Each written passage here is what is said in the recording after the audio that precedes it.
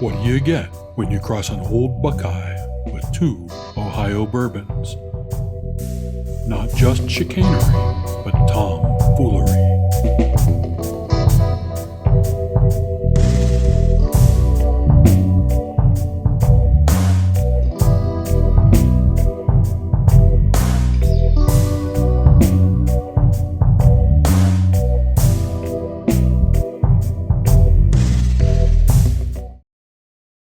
It's a beautiful night for bourbon. It's always a beautiful night for bourbon. And, well, as usual, I've got bourbon. So it's a perfect night for bourbon. Okay, tonight we are drinking 2 bottles.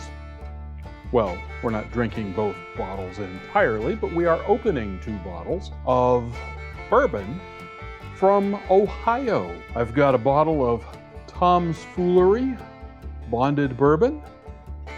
Of course, it's 100 proof and at least 4 years old.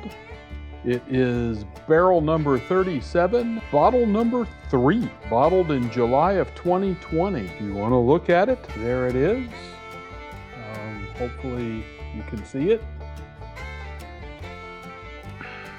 Barrel 37, bottle 3, distilled May 2012. Bottled July 2020, so it is actually an 8-year-old bourbon. The other one we are drinking tonight is Indian Creek Distillery 1820 Bourbon, a legendary Ohio frontier whiskey. And that's what the bottle looks like right there. This is year 2021, batch 2, bottle 02, or maybe, no, 102. I waited in line to get this. Well, sort of. I went to my favorite liquor store. They get their deliveries on Friday mornings. You never know what they're gonna get. They also had some Weller Antique 107 and a couple of others, but I'd never heard of this one, never tried this one. Nobody that was around me had ever tried this one. So I thought, well, why not? We're gonna give it a try. 1820 bourbon from Indian Creek Distillery, and this is in southern Ohio down near Dayton, New Carlisle, Ohio. So this is near Dayton, Ohio in New Carlisle. The other one is from Chagrin Falls, Ohio, and that's up near Cleveland. Probably about an hour or perhaps a little more away from me. This would be an easy drive to their distillery, so I might have to pay them a visit someday. Let's open these up. There we go. Nice cork pop, but a synthetic cork. Beautiful dark amber color on this one. Very nice.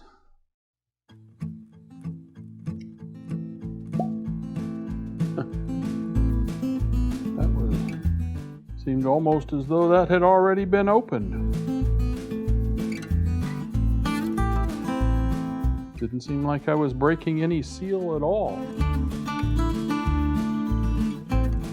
Already, this one has quite a nose to it. I can smell it. It smells nice and fruity, very appley. Some rich caramel. It's not as dark amber. It's a lighter, more golden color.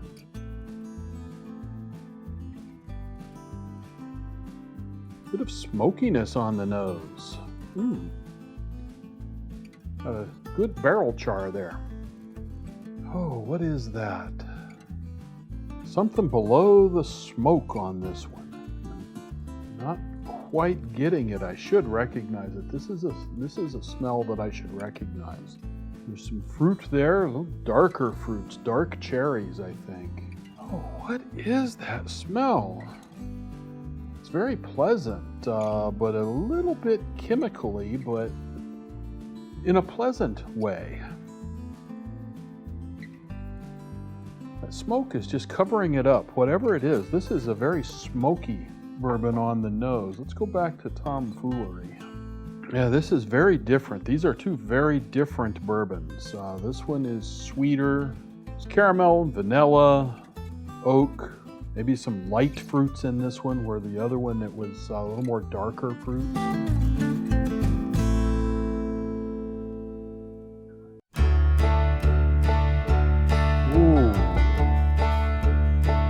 Cinnamon, spice, cloves, allspice, ginger, nutmeg. I mean, you name it. This one has the baking spices in it. Actually, an apple pie would be a good one here. There's a little bit of pie crust in there.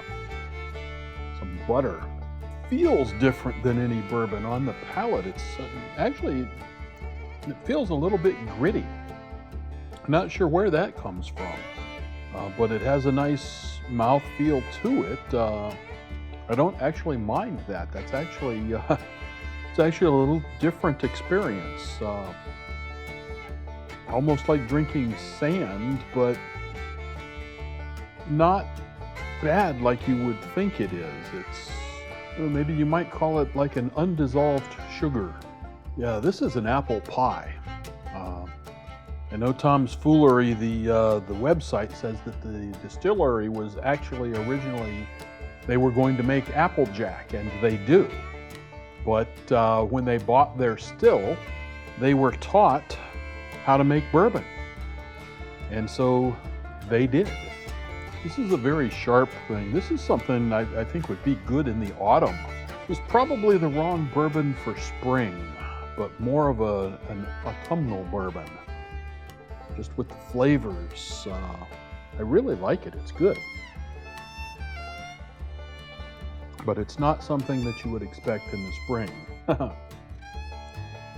I'm definitely going to enjoy this. And I've noticed that it seems to be something that I can find on the shelf pretty readily. I've seen Tom's Foolery on the shelf a lot in a couple of different liquor stores. Let's move over to the Indian Creek. 1820. Yeah, I'm still getting a lot of nose, and there's something in there, something underneath that smoke. It smells like liquid smoke. When I'm barbecuing, you know, I want to get things nice and smoky. But if I'm not barbecuing, sometimes if I want to add smoke flavor, you know, liquid smoke is the way to go, and this smells like that. This is a bit thinner than the Tom's Foolery. It's not as sweet. It's got a good spice to it. Can't quite pick out as many spices here. There's definitely some cinnamon. Perhaps a little allspice in here. It's got whatever it is. They've used a nicely charred wood for this. It's lighter on the palate, not as oily. Still a very good mouthfeel. That smoke is staying with me. I feel like maybe a fire-breathing dragon. I'm tasting the smoke after charring the town, you know. This is really nice. It's not as complex as the Tom's Foolery. The fruitiness is a little bit darker, actually perhaps a lot darker. I'm thinking dark cherries here. It's only lightly sweet. There's some caramel in there. Still can't pick out what that other flavor is. It's less on the palate than it is on the nose. There's something that's underlying there, a slight chemical smell, but in a very pleasant way. A lot of times you get those kind of chemical, medicinal smells, and they're not particularly pleasant, but this is a pleasant one. It's got a little more of a bite to it, a drier finish. There's oakiness in here, a lot of oak.